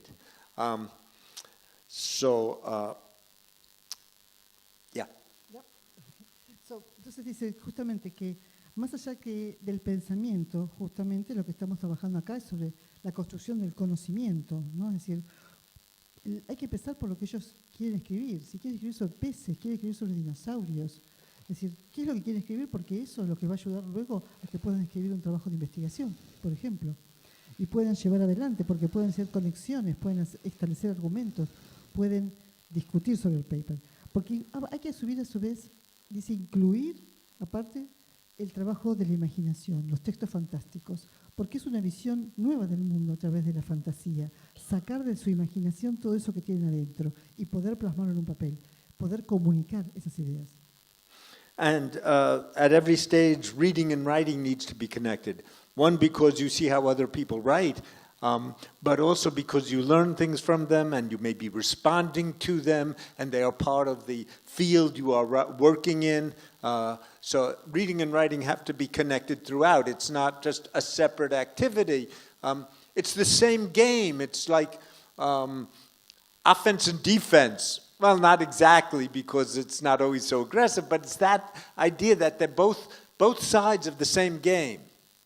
Entonces, justamente, la lectura y la escritura son las dos partes del mismo juego. Porque a través de la lectura yo aprendo cómo el otro escribe y a su vez respondo con la escritura al otro que escribió. Yo desaprendo, adquiero conocimiento, me comprometo con un campo especial de la ciencia y a su vez no son dos cosas, no son actividades separadas, son parte de lo mismo. Es como defendernos, es decir, él dice la defensa y el ataque. No hay que ser una cuestión tan agresiva, pero sí podemos ver que es eso, que son parte del mismo juego. And so this next point includes the others, but it's as students learn to express more, they should be including their knowledge, their readings, their professional thoughts, their professional ways of criticism, the analytic methods appropriate to their level. That should be included as part and guiding their writing. A su vez, habría que ver incluir las formas profesionales de comunicarse en distintos campos, los métodos, los análisis que se hacen. Justamente todo eso debe ser incluido en la lectura y a su vez debe guiar la escritura, enseñarles a guiar la escritura a través de esa metodología. And then at every stage, even while the writing may be happening in schools, it should be paying attention to the world around. And sometimes it may be that actually going out and writing for other things in the world, but at least noticing and talking and thinking about what's happening in the world, because that makes writing realer and not just a school activity. Schooling started very closely related to the world. When a young child would learn how to make marks for cows, it would be very much in the fields with their parents. And the early schools were continuous with the workplaces, but gradually schools became more and more separated and the school walls became bigger and school activities developed just within school. There's reason for that. I mean, it's not all bad, but sometimes we forget that the reason people come to school is to live in the world. And sometimes people like me, we never escape the schools, right? I'm still here, 75 years later, still in the school building. You all are people like that. You're going to suffer the same fate. But you have to remember that our students may not always wind up in the school, and even the reason we're in the school is to help all those students who come from the world and will go out into the world. Justamente lo que dice es que, bueno, si nos ponemos a pensar, la actividad de la escuela también tiene que ser una actividad que va a enseñar al alumno a vivir en el mundo real, en el mundo exterior de la escuela, ¿no? Porque al principio el alumno venía a la escuela justamente para aprender a ser un mejor trabajador, a seguir trabajando con el padre, en la granja, etcétera. Pero a medida que las escuelas fueron evolucionando, bueno, las paredes fueron más altas y se fue como separando del mundo. No está mal, había razones para eso, pero no nos olvidemos que el alumno tiene que vivir en el mundo. A nosotros nos decidimos quedarnos. Bueno, estamos corriendo todos con la misma suerte de quedarnos adentro de las instituciones educativas, pero nos quedamos acá adentro para enseñar al alumno a vivir afuera. Okay, and the last point is, I've said many times today, but I think it is the fundamental point. It's all about meaning and having voice.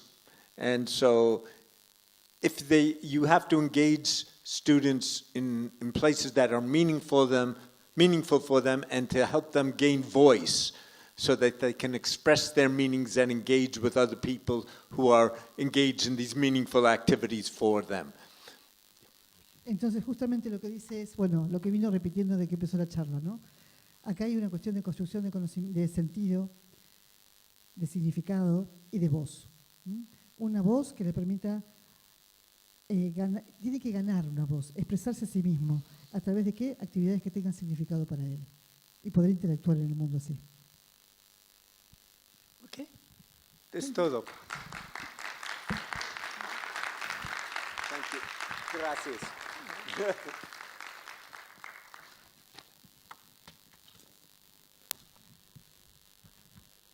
Bueno, muchas gracias, Chuck, por tu maravillosa charla. You understand perfectly.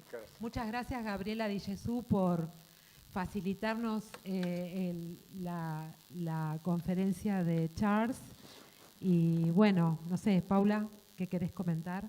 Fue realmente muy emotiva por la claridad, very clear, very strong, emotive. Yes. Thank you. No, yo no sé si nos damos algún tiempito para que los que estamos presentes podamos como hacer llegar alguna pregunta, alguna discusión. Yo en ese sentido no quiero comentar, sino ceder si hay como algunas preguntas que podamos aprovechar para hacerle al profesor.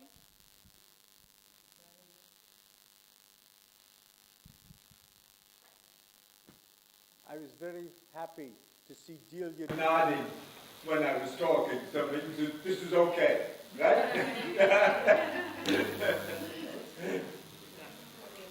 Lo que dijo que Estaba muy contento de que ustedes estaban como asintiendo con la cabeza, entonces decía, bueno, perfecto, entonces estoy hablando bien.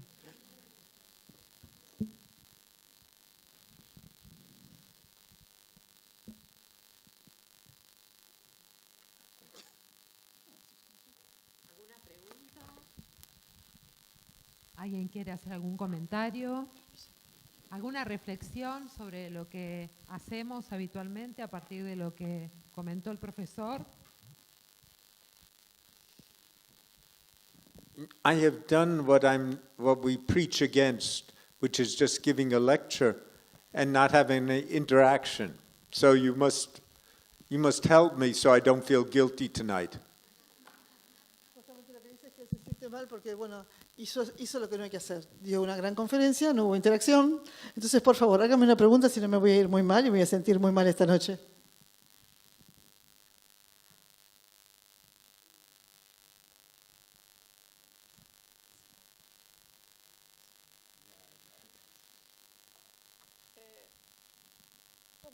Hay traductor, así que traductora, Gabriela, intérprete. Para pensar la pregunta, ¿no? Sí. Bueno. Escriban. Es que yo creo que es eso, es que si uno no tiene así, no se le ocurre algo bueno. No necesito preguntas, tal vez sentimientos, ideas, cualquier experiencias, cualquier.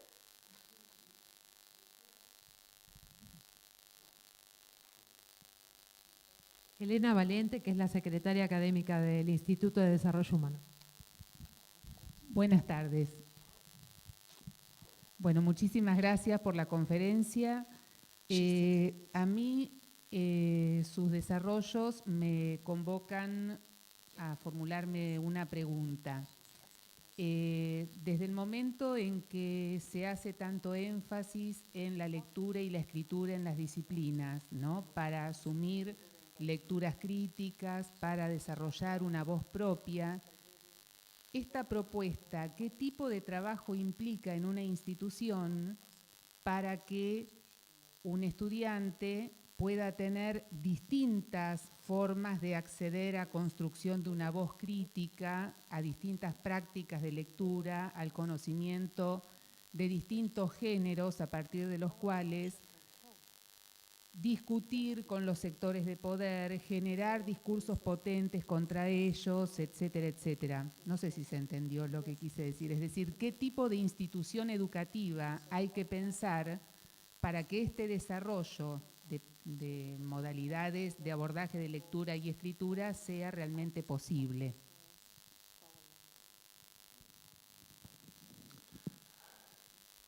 So, well, the most obvious and important thing I will mention quickly, but then there are other things we can talk about that are less obvious.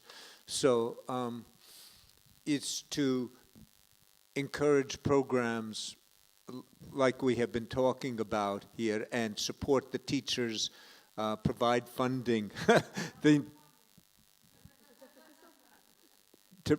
To provide the funding for them, and well,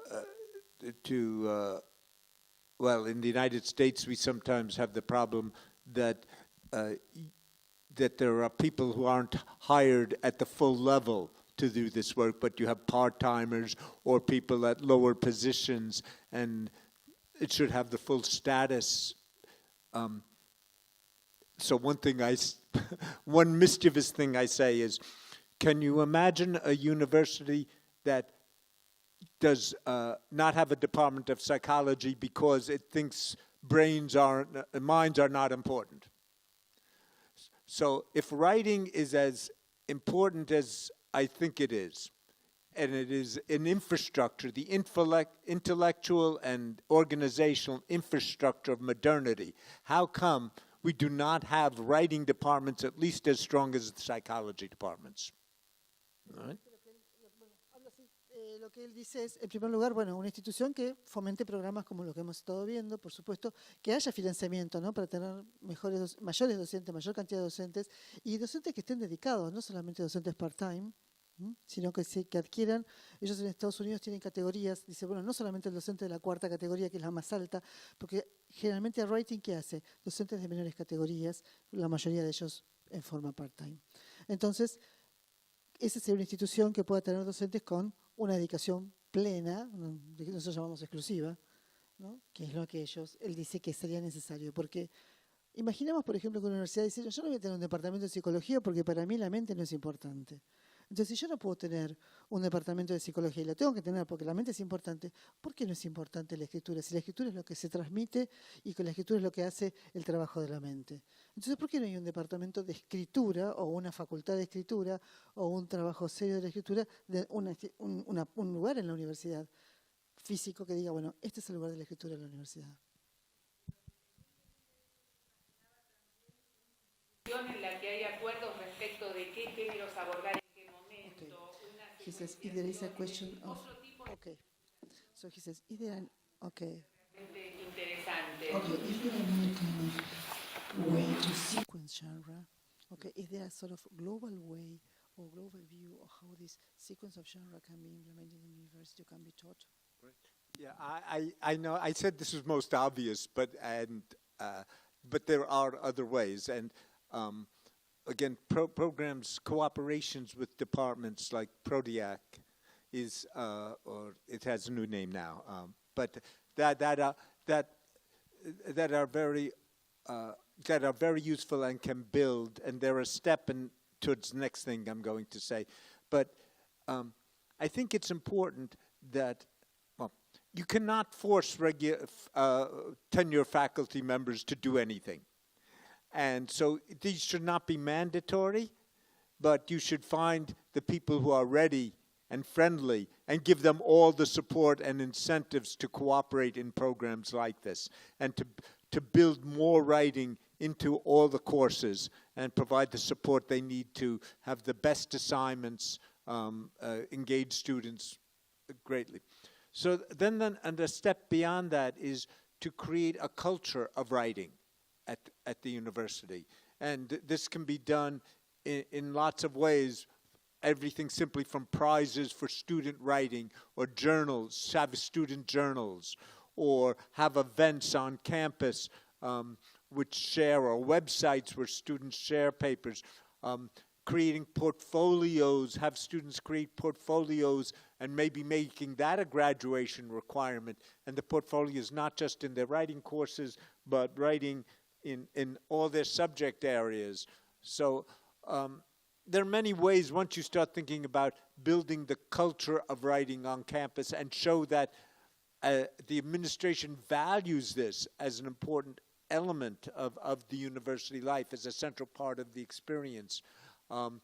Maybe creating opportunities for students to have internships and use their writing externally. I imagine engineering students have internships, and they see that as an important part of their career and their education. Well, again, in writing, that could be part of the culture of writing, that you see that all careers have writing, and you go out and work in various places. So I think that's another thing that could happen at the institutional level. Yeah, anything you can do that will show that you value writing, the school values writing. Some universities, they have, you might have it here, there's everybody at the university is encouraged to read the same book. Every year they pick a book. Do you have something like that here? Oh, yeah. Acá el tema sería que él dice que, bueno, habría que, dos cosas, ¿no? Primero, sí te dijo lo que era lo más obvio, pero bueno, yendo más en profundidad a tu pregunta. Bueno, en primer lugar, el hecho de que sabe que a los profesores de carrera no se les puede pedir absolutamente nada y no se le puede obligar a nadie a hacer las cosas que hay que hacer, y bueno, hay que, como siempre, conectarse con los que son más amigables, con los que quieren trabajar, y a partir de ahí construir como los programas de PRODEAC, que ahora se llaman de otra forma, etcétera. Pero bueno, empezar a construir con ellos otra cosa. Pero a nivel de campus, él hablaba de distintas ideas que se pueden hacer, ¿no? Competencias entre los alumnos, premio a una escritura, por ejemplo. Se puede hacer a lo mejor trabajos de escritura y de lectura. Él estaba justamente mencionando que en algunas universidades se elige el libro del año para leer y que todo el mundo debate y comente sobre ese libro.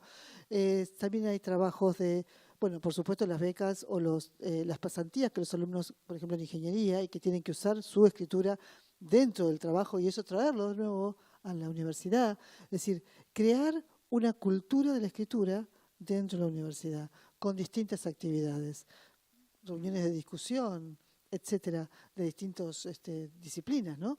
Es decir, crear una cultura. Y eso va a ver que la Administración Central de la Universidad va a empezar a ver la escritura de otra forma y darle otro valor.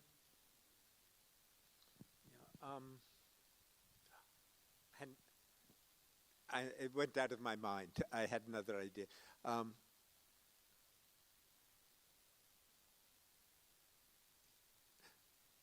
Maybe I will remember later.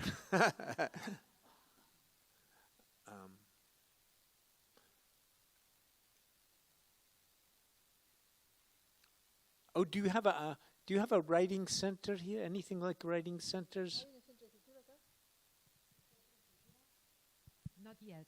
No, but that is also a very good, and those they can be peer writing centers. So and students can be paid very cheaply or with credits for working in it. So you get the students who write better can support the other students, and just have somebody so when you have a paper to write, you can talk to somebody who can help you think about your writing. Justamente dice, bueno, si tuviéramos un centro de escritura, ¿no? Y trabajar en escritura de pares, aquel estudiante que escribe un poco mejor puede ayudar a otro que escribe menos. Bueno, dice, o pagarle muy poquito a ese estudiante o darle alguna especie de crédito en su carrera que le puede ayudar. Entonces, bueno, justamente favorecer esta escritura de pares, que eso sería una idea de las que se le ocurre que se puede hacer como centro de escritura. No, un comentario. Yo vengo de la Facultad de Ciencias Veterinarias de la UBA. Nosotros tenemos funcionando un programa de alfabetización académica y desde el año pasado formamos un laboratorio de escritura, que en principio estamos trabajando con las cátedras como para implementar prácticas letradas dentro de las materias, y la idea también es ir sumando talleres para docentes y para alumnos para facilitar el acceso sobre todo a la escritura. O sea, se llama Laboratorio de Escritura y está en el marco de un programa que surgió hace unos 5 años en la facultad. No es un centro.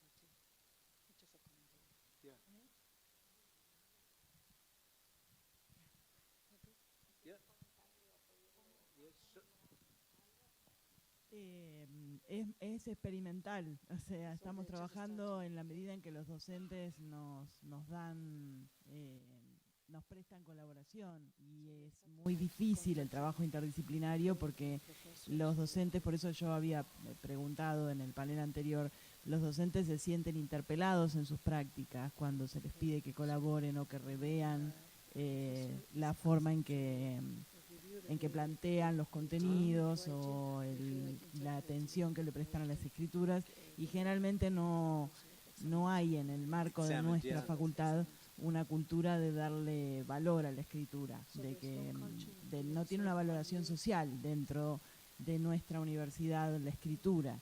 O sea, se piensa que no es una habilidad necesaria para el profesional.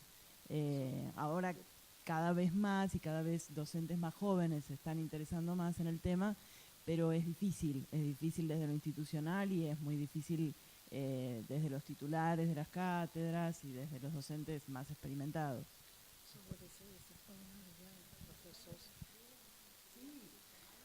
Sí, y que escriben muchos géneros y tienen muchas incumbencias y muchas especializaciones posibles, y cada especialización tiene muchos géneros diferentes en los que se tiene que desempeñar, pero no hay como una valoración desde la visión social del veterinario como escritor.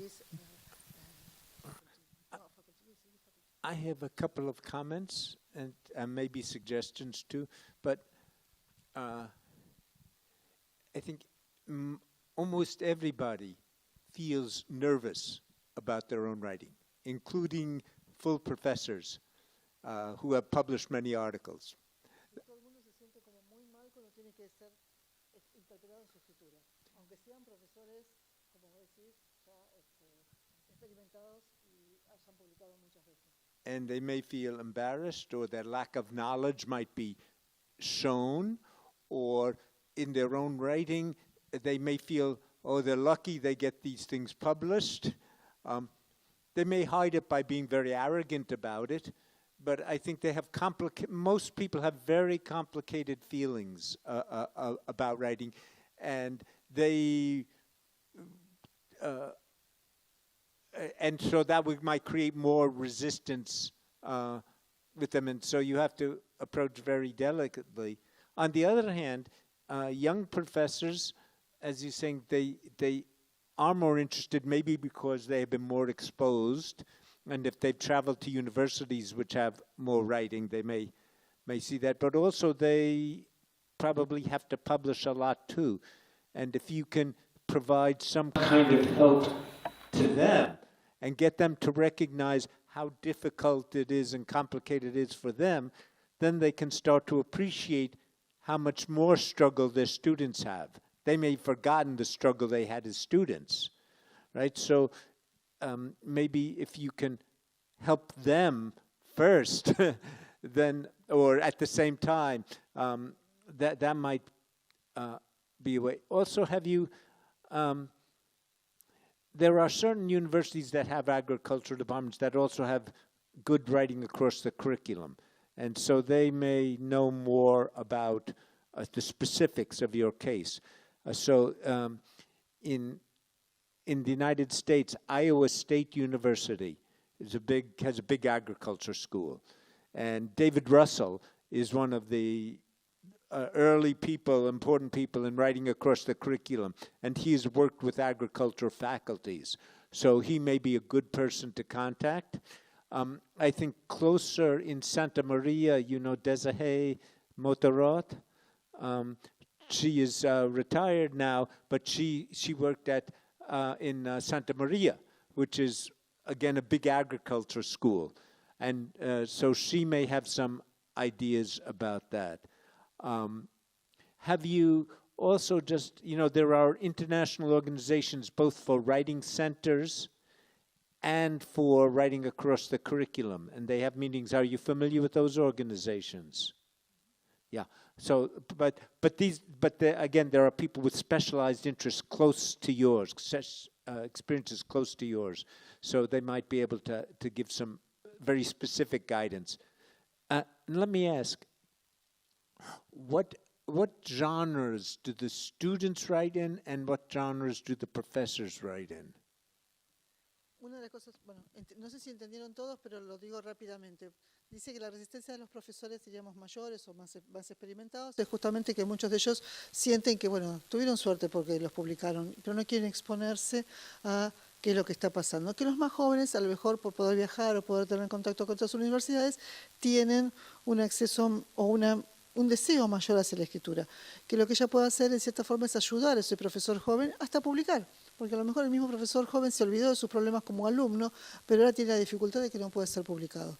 Entonces, ¿por qué no hacer un trabajo paralelo? Trabajar con el alumno y trabajar con el profesor joven. Así como hay que acercarse con delicadeza a los profesores más grandes, con los más jóvenes se puede trabajar desde un trabajo de pares a pares. Y te dio algunas ideas de cómo conectarte con distintas, ciertamente, diríamos, facultades de agronomía en Estados Unidos, donde hay personas trabajando en escritura en el currículum. Y ahora te estaba preguntando qué géneros específicamente se escriben en tu facultad, qué géneros se escriben los profesores y qué géneros se escriben los alumnos. Y él te dio dos nombres, el de David Russell, que es una persona que ha trabajado muchísimo, los pioneros en escritura en el currículum, y de Mota Roth, que también está más cerca de acá. Entonces, bueno, son dos que ella te puede contactar, o las distintas organizaciones que trabajan en escritura en el currículum, como para que vos puedas fortalecer. La pregunta es, ¿qué géneros están trabajando? Nosotros empezamos a trabajar con algunos géneros profesionales y con géneros académicos. Y se trabaja con informes, informes de actuación, informes a productores, por ejemplo, con historias clínicas. How you call it? Clinical histories, okay, informes when de you have a report campaña, about the health problems of an animal, for instance. y después géneros académicos, o sea, respuestas de academic parciales, exámenes finales. Papers, essays. La idea era trabajar con toda la comunidad académica. Lo que pasa es que venimos empezando recién, entonces hasta ahora hicimos algunos talleres para alumnos, algunos talleres para docentes. So they are just starting, so they have some Y workshop vamos for a ir teachers, sumando for acciones, professors, pero and some el comentario workshop for venía a la students. pregunta de si hay centros de escritura en las universidades. O sea, nosotros estamos empezando con este emprendimiento desde el año pasado. I'm just answering your question. Are there any writing centers? Yes, they are starting. They're starting, yeah. Okay. I think agriculture will be very interesting. And again, I think David Russell has done some studies about genres of his agricultural school and writing in the classes. I think that is this agriculture department, it's mostly veterinary?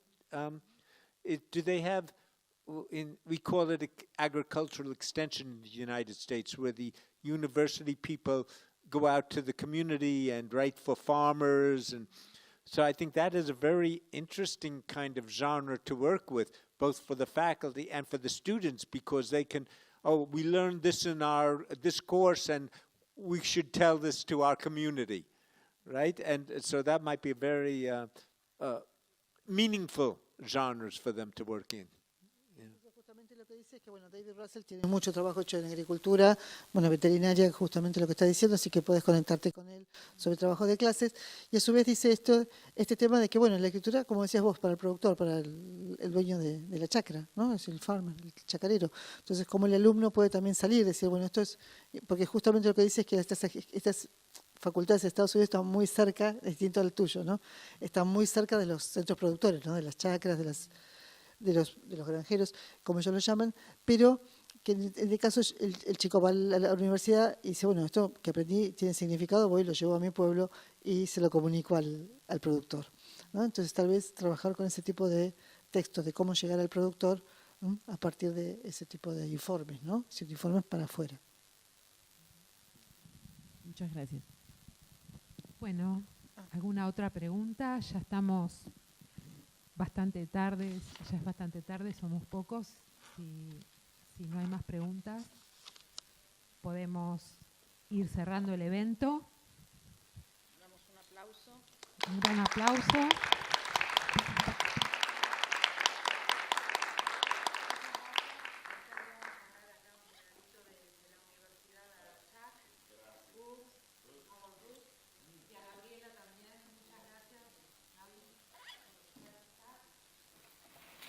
Tenemos que ir a Córdoba a aprender a hablar de piedra.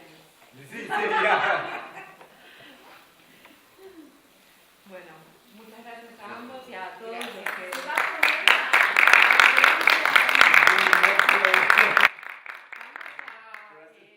Y a Ignacio, que estuvo grabando la conferencia, que después difundiremos para los que no pudieron llegar hoy, a partir del video en YouTube, ¿no es cierto? Exacto, queda como un video. Muchas gracias, Ignacio. Por favor.